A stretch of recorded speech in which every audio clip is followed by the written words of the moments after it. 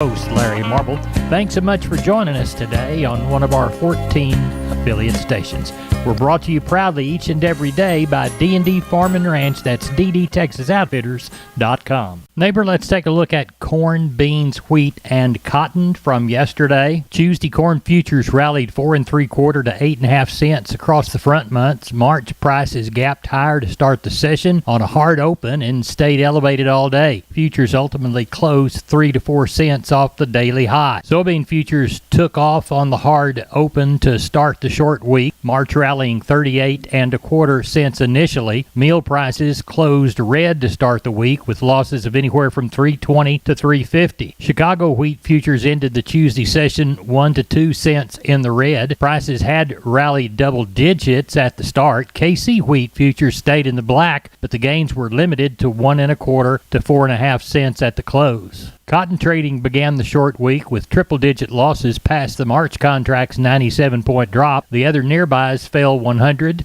to 146 points. Neighbor, there's a look at corn, beans, wheat, and cotton from yesterday. I'm Larry Marble from Down on the Farm. We're at the kitchen table, and I've got RD from D&D on the line. And I understand you've got some special for us, right, RD? Yes, sir. Hot weather's dying down, but we still have some warm days left before the cold sets in. So we're putting some of our water troughs that people have been using as swimming pools on sale. Our 8 and 10 foot troughs. Now, your customers can get these for a good $800 on the 10 foot by 2 foot deep round water troughs, and 8 foot by 2 foot deep for $450 when they mention this ad. Now, if you don't need it for your swimming pools, your cattle and livestock can always use a good water trough too. RD, tell everybody how to get a hold of you at D&D. You can reach me here at D&D at 830-379-7340. My extension is 161. We're on the line with Sean Geiswhite. Sean, I know that you're looking toward the new year. Yes, sir, we are. Looking forward to it, and hope everybody had a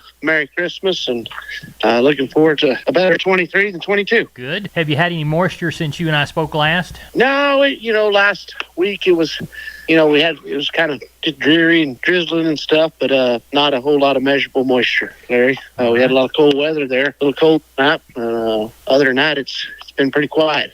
Good. Now, I guess that'll put a little bit of condition on the livestock as we approach sheep and goats next Tuesday, cattle on Wednesday. What are those sales looking like to you from this vantage point?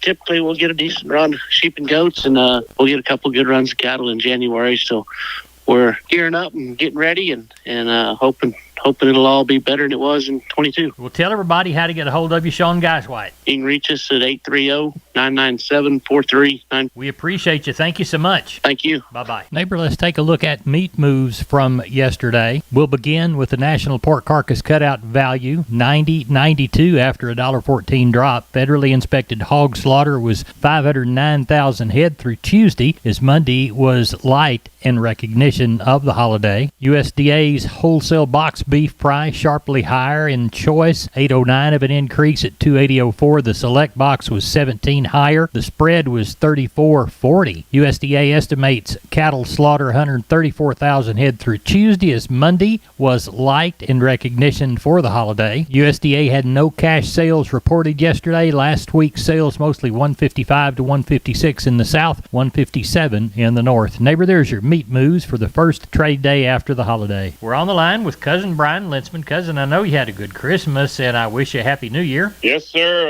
It's you take a couple of weeks off and you kind of just get back to doing your normal stuff. So, heck, we've made some sausage. We've kept the breweries in business. Had a great Christmas. Just kind of going back to the old German roots. So that's what we've been doing here the last week. Yeah, what I had a hankering for this week was Parisa. I tell you what, a lot of people, they do. It's everything is regional. And I was even like, I told one of my buddies, I said, I'm going to make Ponus yet this weekend. And he says, Ponus? And I was like, yeah. I said, you came from Laredo. You don't know what Ponus is. Yeah. So, yeah. Yeah. Well, I saw one of the little ethnic Mexican it's not a slaughter facility, it's a little butcher shop over on the west side of Fort Smith that butts up toward the Oklahoma line. They had it on their sign, and I said, I'm going to stop, and then I forgot on my way back. So Yeah. hopefully they'll have some left for me, or I've made it myself. So Yeah, and like I say, everything is regional, and Yeah. that's just those things that it's Teresa, but it might not taste the way that you had it over here next door. Yeah, that's right. That's right. What did the cold weather do to your wheat and oats? Well, that's what some people, they got in there and they had to graze their oats ahead of time, and some people didn't. And I tell you what, the people didn't graze their oats. It's looking pretty sad. The wheat's looking good, but it was just the wind. Yeah. I mean, it dried everything out. I mean, everything wind burning chapped right now. Yep. But most of the cows, we had those couple of weeks of rain, and they got little greens in them before the rain or before the cold hit us. So they fared out pretty good. But some of the cows in this area, they're still pretty dang hard. Heck, I've got one set that I'm still feeding alfalfa to, and I mean they can't get back after 6 months of dry weather. So Yep. It'll take it out of them. Yeah, Now, when's the first sale? Going back to work on January the 4th. The phone was ringing today already, but all the buying companies are still shut down. And but going back to work next week, and the writing's on the wall that we should have a fairly decent year. With the cattle industry and everything else. And I cross my fingers and pray that it all works out for us. Well, tell everybody how to get a hold of you. You can give us a call at 830-379-9955, or you can call me on my cell phone, 830-305-0652. All right, we'll talk to you next week. Guys and Larry, you have a happy new year, and I wish everybody in the state of Texas and the adjoining states same thing. All right, we'll talk to you later. Bye-bye. Take care, Larry. Neighbor, did you know that the Millworks division at MG Building Materials is a great place to look when you want to upgrade your home? That division carries a full line of wood, aluminum, and vinyl windows. What a great upgrade. We've got vinyl windows in our house down here on the bay, and they sure are pretty from the inside and out. The possibilities for those upgrades are endless with the help of MG and their 5 locations. They've got one in San Antonio, got one in Corpus, got one in Uvalde, got one in Kerrville, and they have one in Pleasanton. That's MG Building Materials. Neighbor, it's time to get a hold of Leo Casas. Leo, how are you today? Doing good, Larry. Well, I know everyone had a great Christmas. I know we did. We've been busy shipping lease bulls out. I'll tell you, if any of your listeners are interested in purchasing or leasing some bulls, need to let me know as quickly as possible so I can reserve them. They're going fast. We're shipping out 2 or 3 just about every day. So let us know. We've got all the popular breeds available, mainly Angus and Brangus. I can be reached at 361-362-5863. Keep up with us on daily basis on Instagram, Casas Cattle _Rancher 3, or log on to my website for photos, videos, and information, CasasCattle.com. CASAS, CasasCattle.com for the bull people. I'm Larry Marble from down on the farm. We're at the kitchen table, and our guest today is Stephen from D&D, and you're bringing us some Preferred information, aren't you? Yes, sir, Larry. So the boss ordered one too many truckloads of stuff from Preferred this morning, and I'm going to go ahead and offer 10% off all Preferred panels and squeeze chutes exclusively to Down on the Farm listeners while supplies last. Down on the Farm listeners, you need to get in on this action. How much percentage? 10%. Get on down to D&D right now. Stephen, tell everybody how to get a hold of you. You can reach me at 830-379-7340, and I'm at extension 160. We are on the line with Carl Herman. Carl, I wished you Merry Christmas. That's over with. Happy New Year coming to you. Happy New Year to you, Larry. How's the family?